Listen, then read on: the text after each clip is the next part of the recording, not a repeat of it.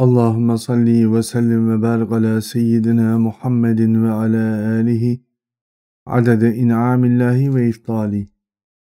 Euzubillahimineşşeytanirracim. Bismillahirrahmanirrahim. Hz. İsa Efendimiz, Hz. Meryem anamızla beraber Yahudilere gerçekten vaat edilmiş topraktalar. Sina Yarımadası'nda. Denize yaklaşık 70-75 kilometre kadar bir köylük bölgedeler. Kendileriyle beraber gelmek üzereyken yolda almış oldukları 2 tane keçinin güdülmesinden mesul olan Hz. Meryem anamız Hz. İsa Efendimiz'i büyütmekle meşgul. Köydekiler onlara Hz. Zekeriya Efendimiz'in evladı Hz. Yahya ile beraber geldikleri için onlara emanetler, onların güvenlikleri altındalar. Hz. İsa Efendimiz böyle yavaş yavaş büyümeye başladığı çağlardan itibaren artık etrafında bulunan hayvanlara dokunduğunda onların hastalıklarını iyileştirebilme özelliği artık onda görülüyor. Süt vermeyen ve ölmek üzere olan bir hayvan yerde yatarken ona yaklaşıyor. Büyük bir hayvan sevgisi de var kendisinde, insan sevgisi, merhameti. Yaklaşıp ona dokunduğu anda bir hayvanın bir anda debelenip ayağa kalkıp koşturmaya başlaması, sonra dönüp Hz. İsa Efendimiz'e tazimde bulunur şekilde bir harekette bulunması, civar bölgedeki insanların dikkatini çekmeye başlıyor elbette. Bu celbeden görüntü karşısında Hz. Meryem anamızın her zaman için Hz. İsa Efendimiz'i bu ve buna benzer davranışlardan alıkoyma çabası var. Onun etraftakiler tarafından fark edilmesini istemiyor. Zira bölgede daha önce de kaba tabirlerle ifade ettiğimiz paganizmin de etkisi altından sıyrılmaya çalışan felsefecilerin bütün dinleri reddedercesine bir yaşam biçimi ortaya koyma kaygıları var. Roma'nın din tarihine gittiğimiz zaman bu konu çok daha derinlemesine ele alınması gerekiyor.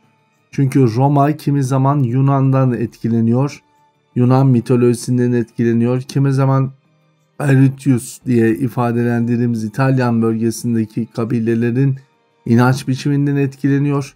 Kimi zaman paganizmden etkileniyor ve kimi zaman geri döndüğümüzde Hristiyanlık yolculuğuna dahi çıkacak. Ama Roma'nın özellikle bu kuruluş aşamasının etkin fonksiyon güttüğü, iç çatışmanın da başladığı bu dönemlerde genel olarak inançlardan uzak bir yaşamı kendilerine öngörüyorlar. Nihayetinde Ege bölgesindeki her seferinde inanç temelli ortaya çıkmış olan problemler onları bu noktada inancın her türlüsünden uzak durmak şeklinde kendilerini izahata mecbur kalıyor. Bu izahat Kudüs'te bir değişime vesile olacak. O vesileyi de bugünlerde bir yılbaşı kutlamasıyla kutlanılan Hz. İsa Efendimizin doğum günü olarak adlandırılan ama aslında paganizmin zaferi olarak adlandırılabileceğimiz bir tarihe götürüyor bizi. Bizler tarihleri ifade ederken milattan önce ve milattan sonra, Hz. İsa'dan önce ve İsa'dan sonra, Efendimizin gelişi diye tabir eder Hristiyanlar, onlarından önce ve sonra diye ifadelendirerek 0 yılını, 0 olduğu tarihi kabul ediyoruz. Ancak hakikat bu tarihin ne Hz. İsa Efendimizin doğumu ne de onun hayatıyla ilişkili olmadığını, direkt olarak ilişkili olmadığını bugün Hristiyanlar dahi kabul ediyorlar. Peki bizim kutladığımız tarih ne diyecek olursanız, Romalıların özellikle Kudüs bölgesini ele geçirmesi, bu bölgeyi bir vilayet haline dönüştürmesinin ardından bölgede inanç sahiplerinin bölgeden uzaklaştırılması için bir çabası var. Bir diğer taraftan ticari fonksiyonların da yerine getirilebilmesi için bir sayım yapılması gerekiyor. Çok çeşitli bir Roma hegemonyasının etkileşim sürecinden bahsediyoruz. Bu tarihlere gelirken Hz. Meryem validemizin doğumu esasında yaşananlarda sokak karmaşasından da bahsetmiştik. Roma işte tam da bu anlamda Kudüs'teki bu büyük karmaşayı ortadan kaldırmak, bağlı bulunduğu ve elinde tuttuğu yavaş yavaş Mısır'ı da ele geçirmiş artık. Kudüs bu iki inanç merkezi Ege ile beraber bunları bir sayımdan geçirmek, biraz da sigaya çekmek, biraz da bu inanç merkezlerinden inançlıları uzaklaştırmak gibi bir niyeti var. İşte bunun için büyük bir sayım organizasyonuna girişiliyor. Tarihin tehcirle sonuçlanılan ilk sayım günlerine gidiyoruz. Tarihin bu dönemlerinde yapılan sayımlar genellikle insanların hangi inanç biçimlerine sahip olduğunu ölçümleyerek bir diğer taraftan vergi verip vermediklerini kontrol etmek, ticaret ve devlete bağlılıklarını ölçmek için bir nevi sorgu sual aşamasına kadar erdiriliyor. Yani devletin herkesi evine kapatıp askerleriyle beraber herkesi sorgudan geçirdiği bir dönem.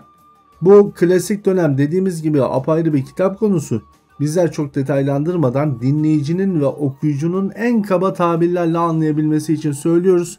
Bu yüzden tarihçilerimiz bize kızmasınlar. Hakikat, bu sayım esasında büyük bir tehcir hareketi başlayacak.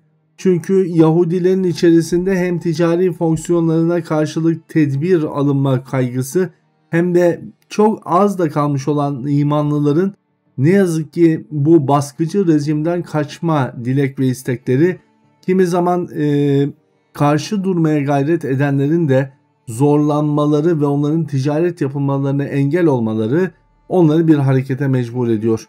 İşte bu hareket yıllar sonra Gregorian takviminin Roma takvimine karşı üstünlüğünü beyan ederken paganizmin bir başarısı olarak gündeme gelecek. Neden paganizmin başarısı? Onu da şöyle ifade etmek lazım.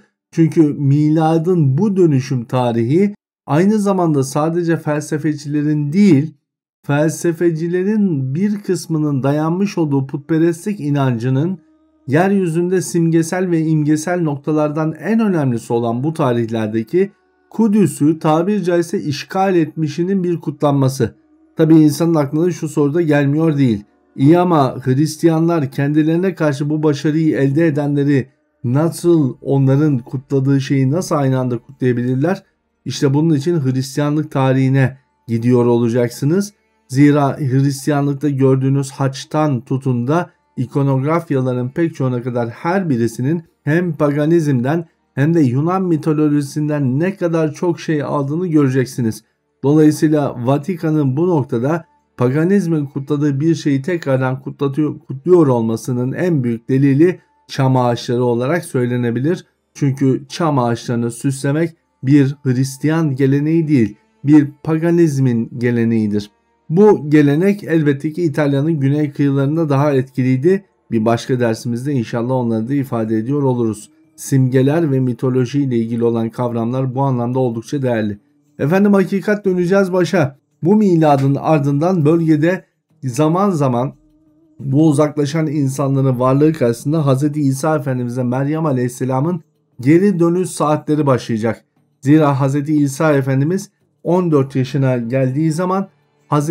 Meryem anamızla beraber Mısır'dan uzaklaşmak isteyecekler. Zira bu bölgedeki tehcir hareketini güdenler yıllar boyunca devam ettirdikleri baskı politikasını artık sonda kalan Beytül Makdis'e yönlendirmek istiyorlar.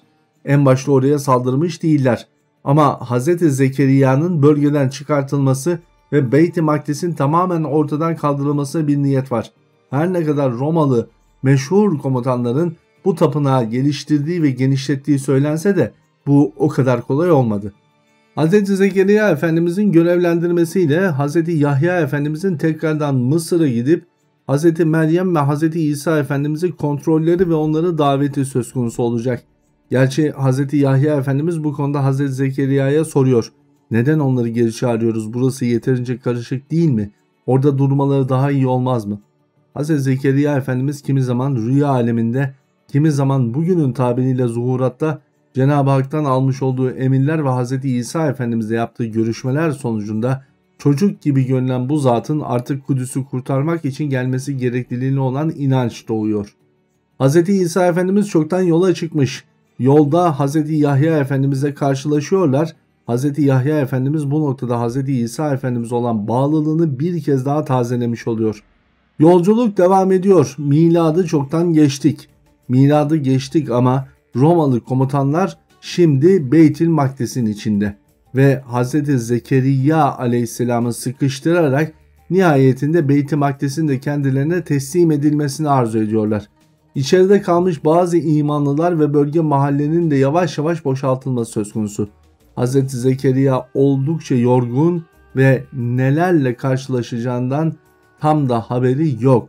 Çünkü Romalı yöneticiler genel itibariyle ortalıkta bir kan gölüne çevirmek gibi niyetleri olmamakla beraber baskıcı rejimleri sürekli üzerlerinde. Artık yavaş yavaş da onları götürmek istiyorlar. Tam bu da Romalı komutanların geliş gidişlerinden birine denk geleceğiz şimdi. Bir Romalı komutanın Beytül Makdis içerisine adımını attığı andan itibaren kapıdan gelen bir sesle karşılaşacağız. Esselamu Aleyküm diyerek girecek içeriye ve 14 yaşında bir çocuk değiştirmeye başlayacak Kudüs'ün tarihini, dünya tarihini. Bütün başlar kapıya doğru yöneldiğinde kapıda Hz. İsa Efendimiz görülecek. 14 yaşında bir Romalı komutana muhteşem bir izahatla tarihin yönünü değiştirecek. Nasıl mı? Onu da yarın anlatırız efendim. Bugünlük kalın sağlıcakla.